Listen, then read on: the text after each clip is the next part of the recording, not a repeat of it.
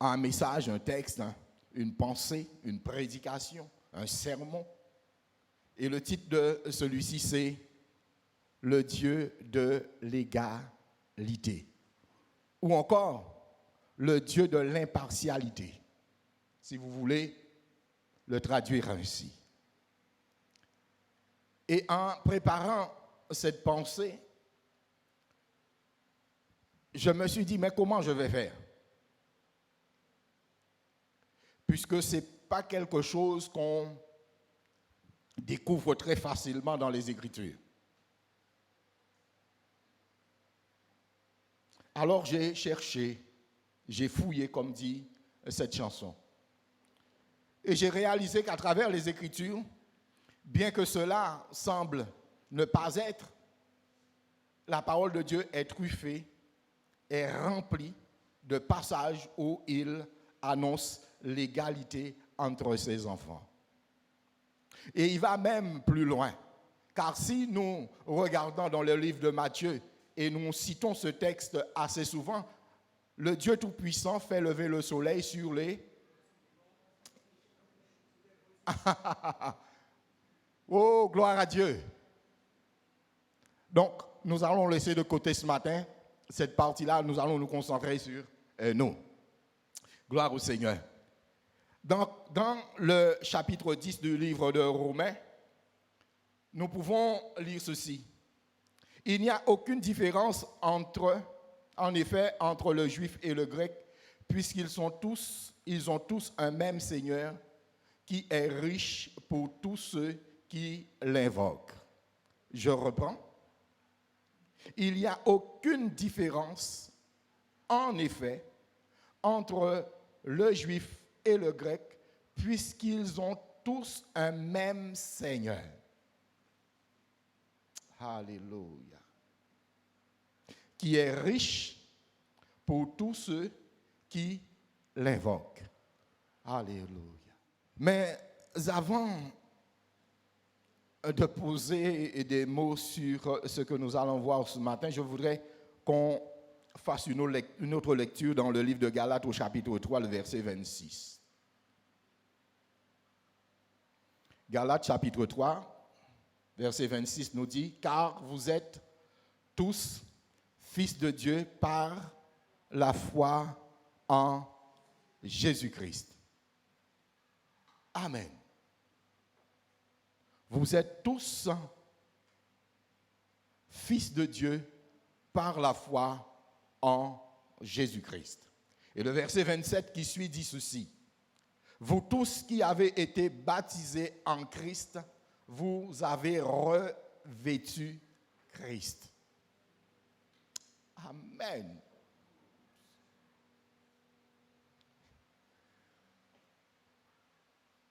Est-ce que vous saisissez ce matin?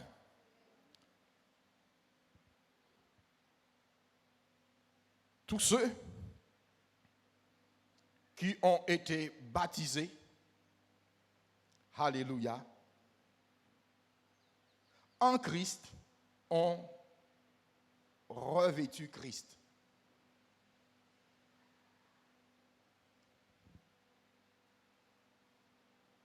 Bien-aimé, la parole de Dieu rappelle à notre souvenir les promesses de l'Éternel faites à son serviteur Abraham. Et nous savons que les promesses de Dieu sont immuables. Ce que Dieu déclare, il l'accomplit toujours. Et alors que le monde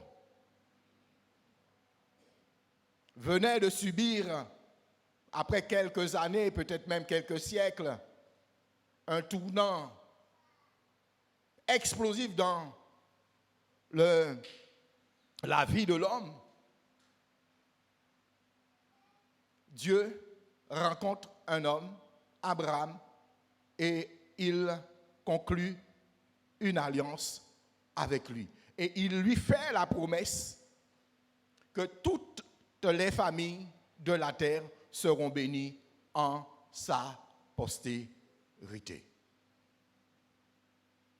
Wow. toutes les familles de la terre, toutes les nations.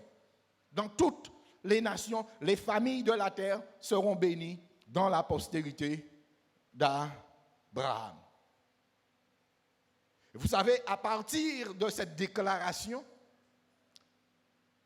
les choses ne se sont pas faites ainsi. Il eût fallu, d'après ce que la Bible nous enseigne dans l'évangile de Matthieu au chapitre 1er, il eût fallu 42 générations pour que Christ vienne, alléluia, et établir cette vérité, cette promesse que Dieu fit à Abraham, alléluia, en privé. 42 générations. Mais entre le moment où il a annoncé cela à Abraham, des années se sont écoulées. Des siècles se sont écoulés. Oh. Alors on pourrait penser que ce qu'il avait dit n'allait jamais arriver, puisque les années défilent et on ne voit rien. Tout comme aujourd'hui, Dieu nous a fait la promesse de venir nous chercher, on voit les années défiler. On voit les choses se mettre en place. Et on se dit peut-être qu'il a oublié. Peut-être que cela n'arrivera jamais. Et que c'est juste une pensée humaine. Mais à travers les Écritures, chers bien-aimés et amis, nous voyons que Dieu est fidèle dans ses promesses. Et ce qu'il a déclaré ce jour-là s'est accompli un jour dans cette ville. Mais la façon dont cela s'est passé a provoqué un doute. Un roi qui naît dans une étable. Un roi pour qui il n'y a pas de place dans la société. Malgré les signes que nous avons reçus, ou du moins qu'ils avaient reçus, ces rois mages qui viennent avec de l'or, de l'encens et de la myrrhe, c'était juste un bébé qui naissait. Sauf pour le roi de l'époque, qui avait compris que c'était une menace pour lui. Et c'est ainsi qu'on a vu à travers l'histoire des Écritures, mais à travers l'histoire même, qu'il a massacré des milliers et des milliers d'enfants juste pour tuer un seul. Ça, c'était la première phase. La deuxième phase, c'est les religieux ont dit, il est préférable qu'un seul meure plutôt que tout le peuple. Je bénis Dieu de ce qu'il est fidèle. Mais entre-temps,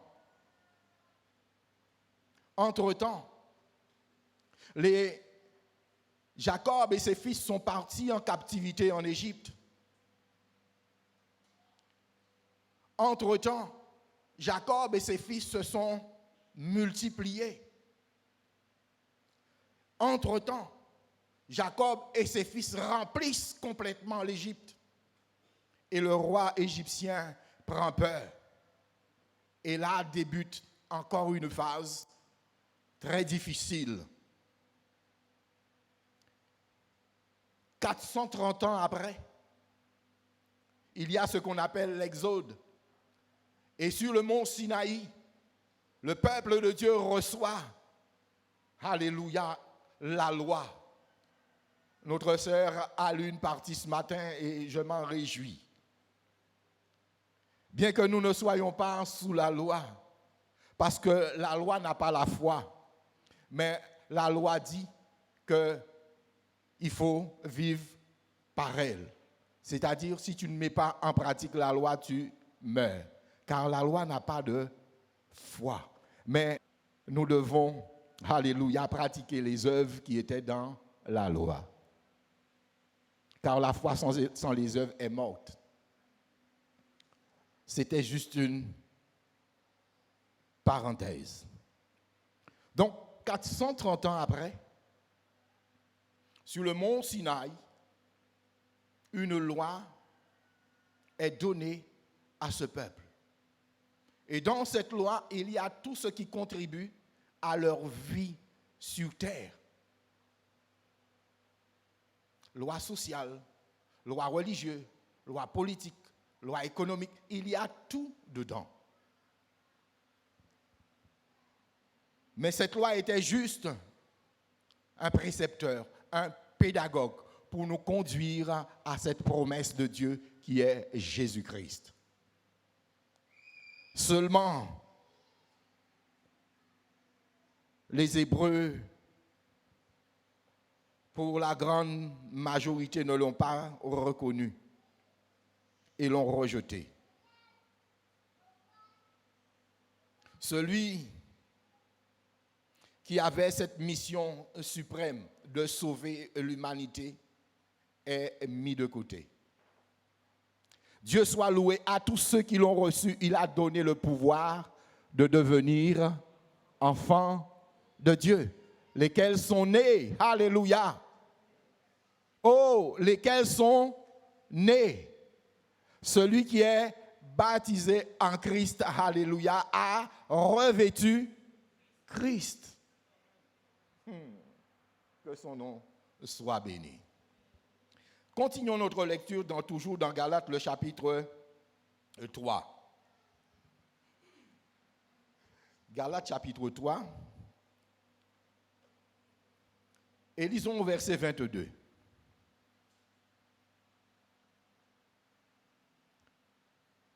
Mais, l'Écriture a tout renfermé sous le péché, afin que ce qui avait été promis soit donné par la foi en Jésus-Christ à ceux qui... Waouh!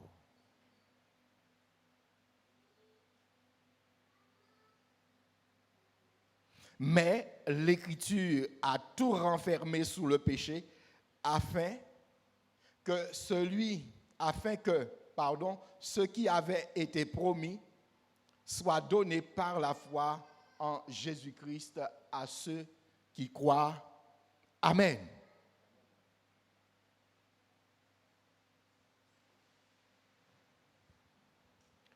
Là encore, le Seigneur marque le fait qu'il ne fait pas d'acception de personne. Là encore, le Seigneur pointe du doigt qu'il est le Dieu d'égalité.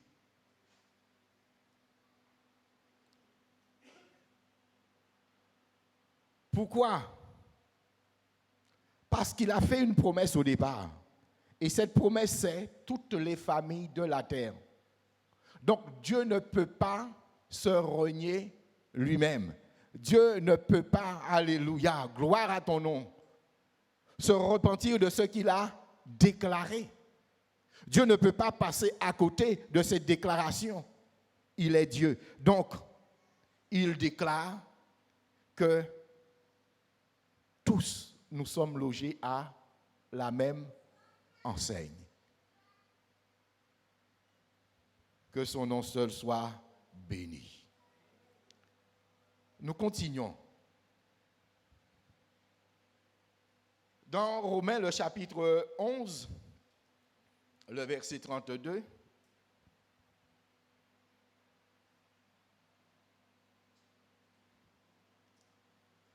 car Dieu a renfermé tous les hommes dans la désobéissance pour faire miséricorde à... Oh, pas ni petit et puis grand. Dieu a, on va pas attendre, renfermé tous les hommes. Qu'on soit roi, qu'on soit président, qu'on soit le plus petit dans laïque, Dieu a renfermé tous les hommes dans la désobéissance afin de faire miséricorde à tous. Alors, merci Seigneur. Et béni soit Dieu pour les ministères qu'il accorde à ses enfants, mais tous nous avons de la part de Dieu le même regard. C'est entre nous que nous nous évaluons. Ah, il est ceci. On dit un grand homme de Dieu, une grande femme de Dieu. Mais Dieu dit juste, tu es mon enfant. Tu es mon serviteur. Oh, que ton nom seul soit béni ce matin, Seigneur. Donc nous pouvons noter, en regardant ce texte, qu'il n'y a pas de traitement de faveur de la part du Seigneur. Il n'y a pas de traitement de faveur. Parce que celui-là a fait l'ENA, donc il aura une place plus importante que l'autre.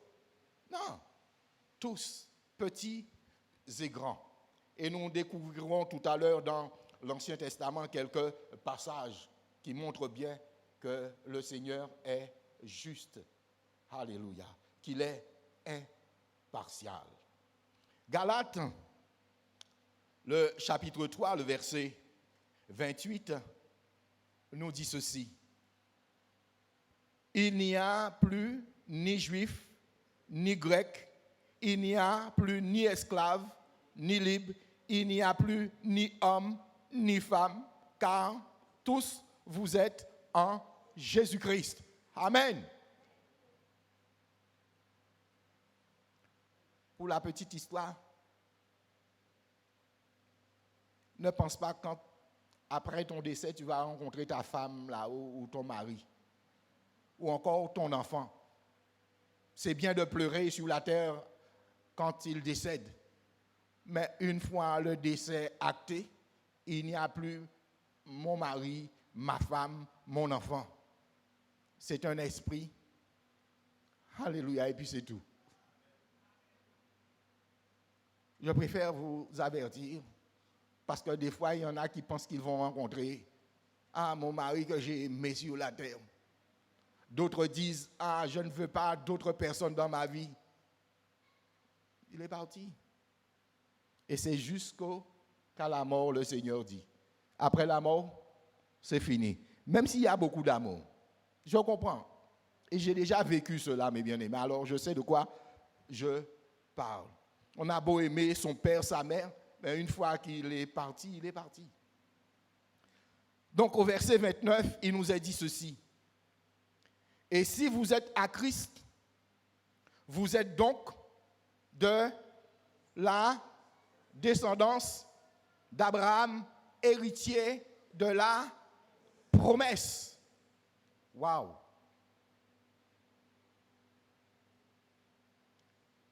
Vous êtes donc héritier de la promesse. Mais souvent, on ne sait pas quelle est la promesse que Dieu a faite à Abraham. Au-delà du fait qu'il lui a dit, toutes les nations de la terre seront bénies en ta postérité. Toutes les familles, alléluia, de la terre seront bénies en ta postérité. Mais quelle est la promesse que Dieu a faite à Abraham? Nous allons le découvrir tout à l'heure.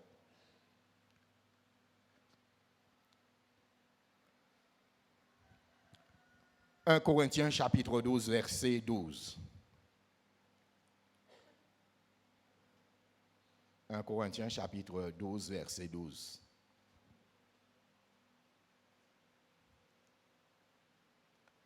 Car comme le corps est un et a plusieurs membres, et comme tous les membres du corps, malgré leur nombre, ne forment qu'un seul corps, ainsi en est-il de Christ.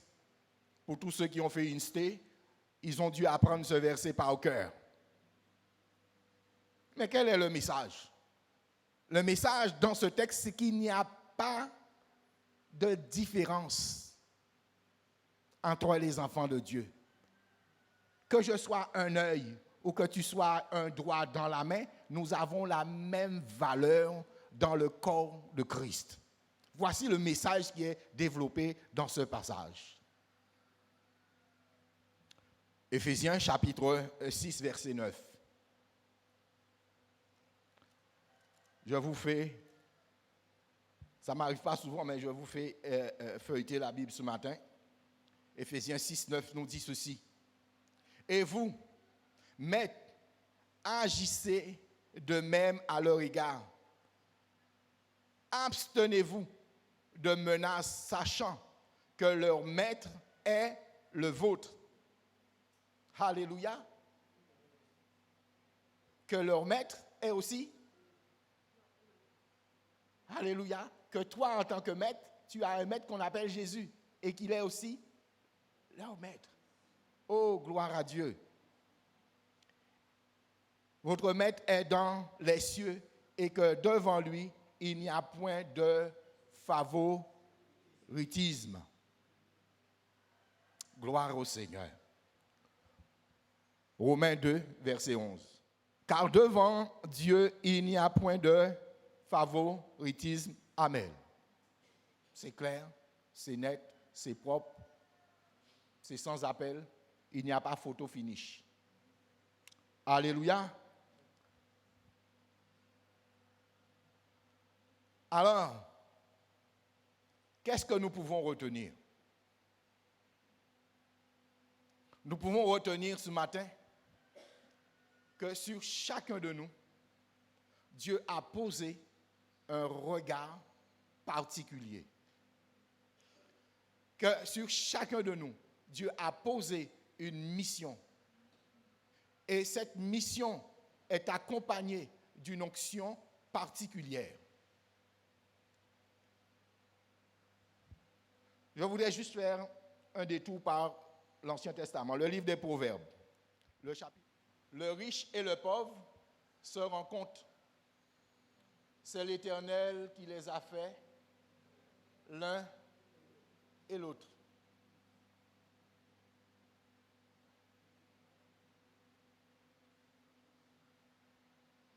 Job 34, verset 19. Donc, Dieu n'a point d'égard à l'apparence des grands et ne distingue pas le riche du pauvre. Hello? Ça vous convient? Parce que tous sont l'ouvrage de ses mains. Amen. Et la liste des versets de la parole de Dieu, il y en a tellement. Et je voudrais terminer avec ce passage dans les Actes des Apôtres avant de vous faire mes vœux ce matin. Alors Pierre, ouvrant la bouche, et je voudrais juste rappeler dans le contexte dans lequel Pierre écrit ces paroles. C'est alors qu'il a reçu une vision il n'y a pas si longtemps où Dieu lui demandait de manger des aliments impurs. Parce que Dieu avait décidé de baptiser du Saint-Esprit Corneille et sa famille. Mais Corneille et sa famille ne sont pas juifs. Et un juif ne pouvait pas avoir de relation, ne pouvait pas rentrer en communication avec un païen, puisque c'était ainsi que tous ceux qui n'étaient pas juifs étaient considérés. Alors, Dieu va parler à Pierre. Et malgré la vision qu'il reçoit, il a des résistances. Et finalement, il finit par comprendre et aller là où Dieu voulait qu'il aille. Et là, il déclare, oh, gloire au Seigneur, ouvrant la bouche et dit, en vérité, je reconnais que Dieu ne fait point de favoritisme.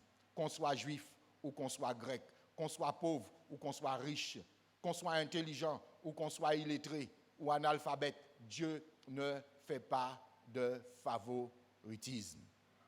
Amen. Nous sommes tous l'ouvrage de ses mains. Mais quand toute nation, celui qui craint et pratique la justice, lui est agréable. Amen. Voilà la note. Celui qui craint l'Éternel et qui pratique la justice est agréable à Dieu. Donc, Dieu lui donne sa bénédiction. Dieu lui donne sa faveur parce qu'il craint l'Éternel. Mais à la base, tout le monde est sur la ligne de départ avec le même potentiel. Amen. Gloire à Dieu. Merci Seigneur. Voilà. Une année s'est écoulée. Une autre s'est ouverte. Une saison nouvelle.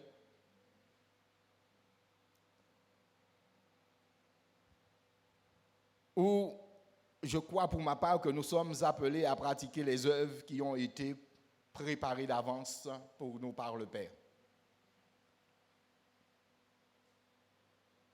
Nous qui sommes à lui en Jésus-Christ,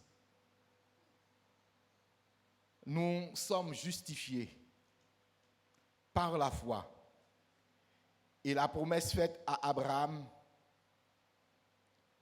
nous appartient.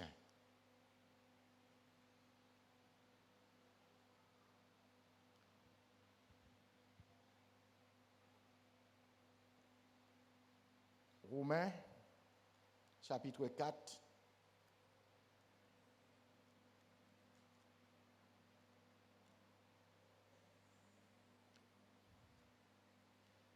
Verset 13 nous dit ceci.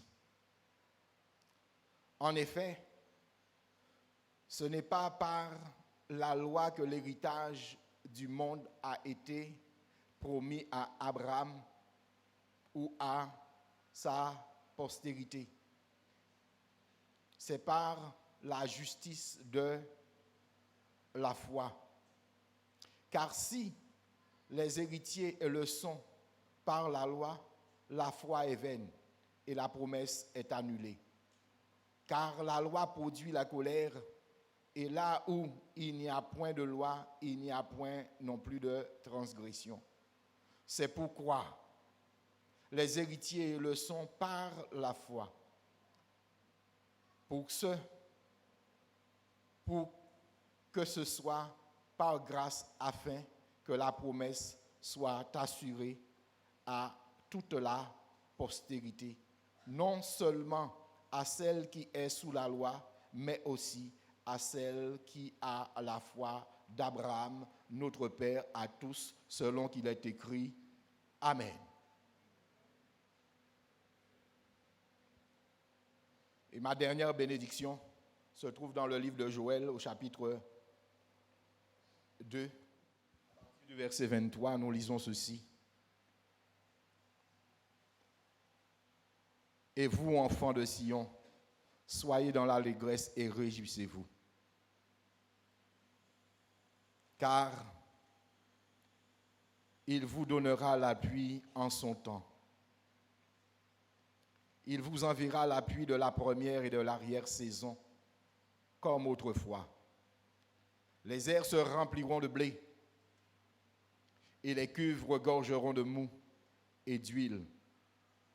Je vous remplacerai les années qu'ont dévoré les sauterelles, le gélec, le asile, le gazan. Ma grande armée que j'avais envoyée contre vous. Vous mangerez et vous vous rassasierez. Et vous célébrerez le nom de l'Éternel, votre Dieu, qui aura fait pour vous des prodiges. Et mon peuple ne sera plus jamais dans la confusion. Et vous saurez que je suis au milieu d'Israël, que je suis l'Éternel, votre Dieu, et qu'il n'y en a point d'autre. Et mon peuple ne sera plus jamais dans la confusion. Amen.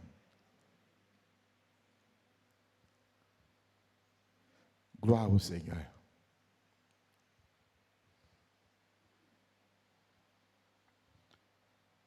Certains ont connu des difficultés, certains ont connu des déserts, mais Dieu a promis que le désert reverdiront. Que les arbres porteront des fruits. Que le figuier et la vigne, alléluia, seront en abondance.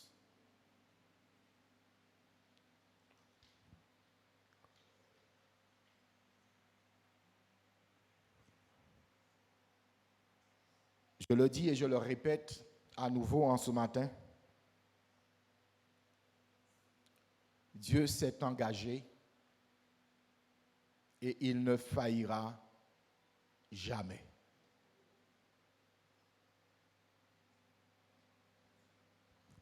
L'engagement de Dieu n'est pas l'engagement d'un homme.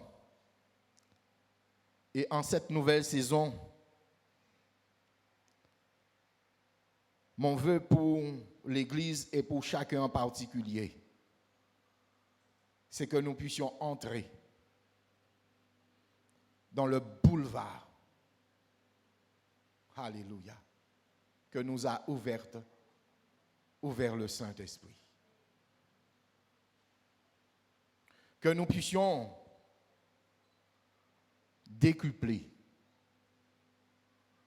tout simplement parce que nous venons de le lire dans Romains, le chapitre 4, Dieu a donné à ses enfants le monde. C'est la promesse que Dieu a faite à Abraham. Si vous pouvez l'afficher,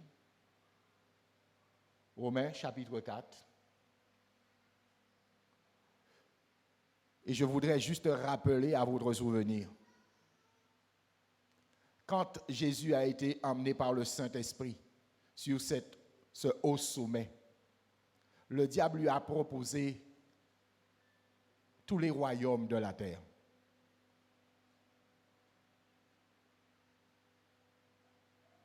Chapitre 4 et le verset 13. En effet, ce n'est pas par la loi que l'héritage du monde, ce n'est pas par la loi que l'héritage du monde a été. Est-ce que vous voulez relire avec moi, Église de Renoir, Église du Robert? Ce n'est pas par la loi que l'héritage du monde a été promis à Abraham et à... Alors qui tu es? Qui sommes-nous? Amen. Nous sommes la postérité d'Abraham en Jésus-Christ. Et Dieu nous a donné comme héritage le monde. Avec tout ce qu'il y a dedans. Alors arrête de vivre comme un petit chien sous la table du maître. Arrêtons, Église du Seigneur. Arrêtons de vivre comme des mendiants. Mais soyons ce que Dieu a décidé que nous sommes. Dieu nous a donné le monde en héritage. Alors arrêtons de fonctionner comme si le monde appartient au diable. Le monde est à nous. Car Christ a récupéré, alléluia, ce que nous avions du temps d'Adam offert à Satan. Jésus est venu l'arracher de ses mains par son sacrifice à la croix. Et aujourd'hui, l'héritage du monde est pour toute la postérité d'Abraham. Sommes-nous, oui ou non, l'Israël céleste? Alors rentrons dans ce couloir, rentrons sur ce boulevard, rentrons sur cette autoroute, alléluia, de la bénédiction. Car l'or et l'argent appartiennent à ton papa. Oh, toi qui ne travailles pas, l'or et l'argent appartiennent à ton papa. Tous les hommes sur la terre appartiennent à ton peuple, à Dieu, pardon. Et Dieu a pouvoir sur tous les hommes. Que la porte, alléluia, du travail soit ouverte pour toi. Au nom de Jésus. Une nouvelle saison s'ouvre pour toi ce matin. Toi qui n'as pas d'emploi. Toi qui veux demander une nouvelle saison s'ouvre pour toi au nom de Jésus. Confesse, proclame ce matin. Je veux demander aux bien-aimés de s'approcher. Alléluia. Tandis que nous allons proclamer le nom du Seigneur sur nos vies. Amen. Dieu n'est pas un homme pour mentir. Alors confesse-le ce matin. Dieu m'a donné le monde en héritage. Alléluia. Dieu m'a donné le monde en héritage. Et c'est pour cela qu'il déclare, tu es la tête et pas la queue. Oui. Mais bien-aimé. Oh, quelle grâce extraordinaire. Tu n'es pas n'importe qui. Nous ne sommes pas n'importe qui. L'église de Dieu n'est pas n'importe quelle église. Dieu a établi son église comme autorité, alléluia, suprême sur la terre. Je ne sais pas si on se rend compte.